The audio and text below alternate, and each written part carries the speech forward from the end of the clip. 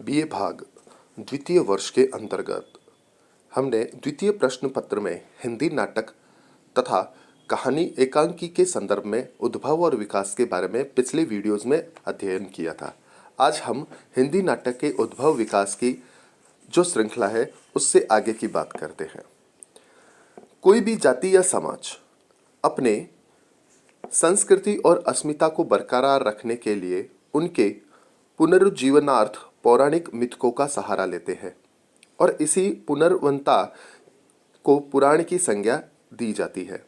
भारतीय साहित्य में इन्हीं पौराणिक मिथकों के उपभोग की परंपरा पुरातन काल से चली आ रही है। हिंदी साहित्य के आधुनिक नाटककार ने भी उक्त टेक्निक का प्रयोग सफलतापूर्वक किया है। इन मिथकों के उपयोग में आधुनिक जीवन की विडंबनाओं, विद्रूपता व विसंगतियों को दर्शाकर अतीत को वर्तमानता में परिणत करने एवं नए अर्थापन की प्रक्रिया को कलात्मकता में उत्पन्न किया जाता है। इस दृष्टि से शंकर सेस का खजुराहो का शिल्पी, लक्ष्मी नारायण भारद्वाज का अश्वत्थामा, नरेंद्र कोहली का शंबुक की हत्या, जयशंकर त्रिपाठी का कुरुक्षेत्र का सवेरा, लक्ष्मी नारायण लाल के राम की लड़ाई, नरसिंह कथा, एक सत्य हरिश्चंद्र, गिरिराज किशोर का प्रजा ही रहने दो, मणि मधुरकर का एक तारे की आंख, रेवती शरण शर्मा का राजा बली की नई कथा, सुरेंद्र वर्मा का छोटे सैयद बड़े सैयद, आठवां सर्ग, बीएम शाह का त्रिशंकु, दया प्रकाश सिंह का इतिहास चक्र, ललित सहराल का हत्या एक आकार की और डॉक्टर विनय का एक प्रश्न और आदि विशेष उल्लेखनीय है। खजुराहो के शिल्पी में एक समाधिवस्थ वस्तुशिल्पी की कला साधना, भोग व योग तथा क्षणात्मक कामावेश, अश्वत्थामा में प्रतिशोधांध क्रोधावेश जन्य आणविक विभीषिका, शंबुक हत्या में साधना लील दलित को दिए गए क्रूर व निरसृंग दंड, कुरुक्षेत्र का एक सवेरा में पारस्परिक कलह जन्य ध्वंस, त्रिशंकु में आज के मनुष्य की अनिर्णयात्मक द्विधाग्रस्त मन स्थिति तथा छोटे सैयद बड़े सैयद में मुगल कालीन इतिहास की एक राजनीतिक त्रासदी आदि के द्वारा आधुनिक राजनीति की ढिलमिल अनिश्चितात्मक को अभिव्यंजित किया गया है। आज राजनीति ब्रह्म के समान सर्वव्यापक व सर्वशक्ति संपन्न बन चुकी है। जीवन का कोई भी ऐसा क्षेत्र नहीं जहां राजनीति का अवांछित प्रवेश न हो चुका हो। राजनीति भी ऐसी जो सिद्धांत विहीन, आदर्श भ्रष्ट, अवसरवादिता से कलुषित, बौद्धिक दृष्टि से बौनी, नैतिकता से शून्य व तुच्ची है। रचनाकार अपने आदर्शवादिता के कारण चाहे कितना भी इस राजनीतिक दलदल से बचना चाहे, परंतु उसे एक ना एक दिन आज के मुंह बाएं खड़े ज्वलंत राजनीतिक प्रश्नों से दो चार होना ही पड़ता है। एक बार श्रीमती एनी बिसेंट ने कहा था कि जीवन के अन्य क्षेत्रों और व्यवसायों के समान राजनीति के नेताओं के लिए भी एक निश्चित योग्यता अनिवार्यतः निर्धारित होनी चाहिए, क्योंकि इन्हें राष्ट्र के नेतृत्व का दायित्व पूर्ण कार्य निभाना होता है। किंतु राजनीति क्षेत्र में प्राय इनके सर्वथा उलट देखने को मिलता है। यहाँ योग्यता की रक्षा व सत्ता वाली बात नहीं, बल्कि अयोग्यतम ही सत्ताधारक व कर्णधार है। आखिर जीवन का अर्थ खोजने वाला साहित्यकार अपने आप को राजनीति के महत्वपूर्ण प्रश्नों से कहाँ तक असंस्पृक्त रख सकता है। बरबस उसकी दृष्टि राजनीति मठों पर पड़ ही जाती है।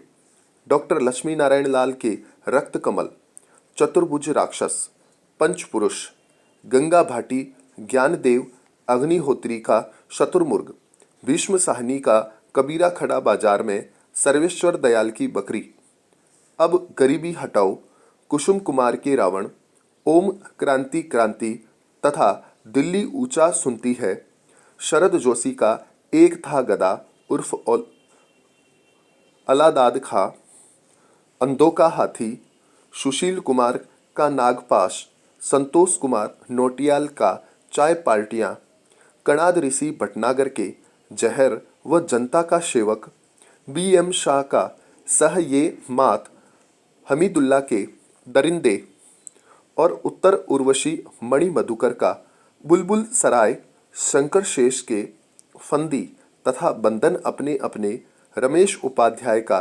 पेपरवेट एवं सुदर्शन चोपड़ा का काला पहाड़ आदि राजनीतिक गतिविधियों से संबद्ध नाटक है, जिनमें व्यक्तिगत, सामाजिक तथा राजनीतिक अनुभव के कई स्तर है।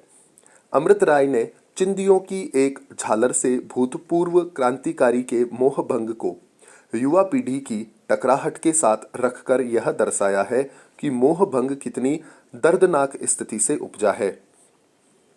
स्वतंत्रता प्राप्ति के अनंतर तथा चीनी आक्रमण के बाद उत्पन्न मोहभंग का चित्रण जैसे हिंदी साहित्य की अन्य विधाओं में हुआ, वैसे नाट्य साहित्य में भी इस मोहभंग का परिणाम नाटकों में चित्रित आधुनिकता का बोध है। जब पारस्परिक संबंधों में तनाव, बिखराव, दबाव तथा स्वयं जीवन ही अर्थहीन आभासित होने लगे तो आधुनिकता के बोध से जन्य निराशा, अकेलापन, संत्रास, कुंठा, घुटन, अजनबीपन व अनिश्चितताओं की भावनाएं नाट्य साहित्य में अभिव्यक्त होने लगी। उदाहरणार्थ जगदीश चंद्र माथुर का शारदिया, लक्ष्मी नारायण लाल का कर्फ्यू, विष्णु प्रभाकर अब और नहीं, युगे युगे क्रांति, मनु भंडारी का बिना दीवारों का घर, उपेंद्र नाथ अस्क के बड़े खिलाड़ी, गिरिराज किशोर का नरमेध, मणि मधुकर की दुलारीबाई, मुद्रा राक्षस के तिल चिट्टा, योर्स फेथफुली, गुफाएं तथा सन्नोला कमलेश्वर की अधूरी आवाज तथा अमृत राय का चिंदिया का झालर आदि।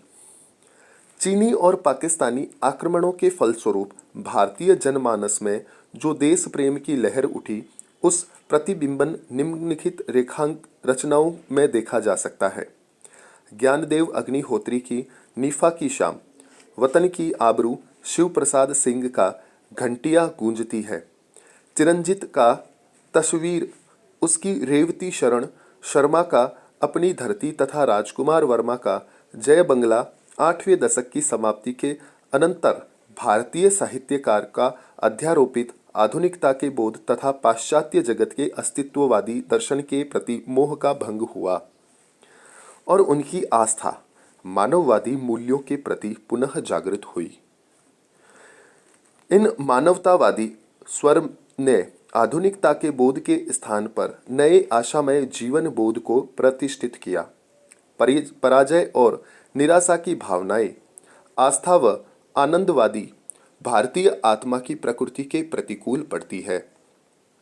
उक्त मानवतावादी प्रवृत्ति का प्रत्यांकन लक्ष्मी नारायण लाल के सुंदर रस, ज्ञानदेव अग्निहोत्री के भाटी जांगीरे, विनोद रस्तोगी के नए हाथ तथा सत्य प्रकाश संजन के संगर के द्वीप से द्वीप जले नाटकों में देखा जा सकता है। इधर कुछ समय से हिंदी नाट्य साहित्य के परंपरागत रूपों के अतिरिक्त हिंदी की लोक नाट्य धर्मिता के रूपों को अपनाने की प्रक्रिया का भी अन्वेषण चल रहा है। हिंदी के ये लोक नाट्य रूप जनजीवन को रूपायित करने की दिशा में अधिक अनुकूल और उपयोगी पड़ते हैं। अतः कतिपय कल्पनाशील व प्रतिभाशाली नाटककारों ने नौटंकी और ख्याल जैसे नाट्य रूपों को अपनाकर उनका सफल कलात्मक उपयोग किया है।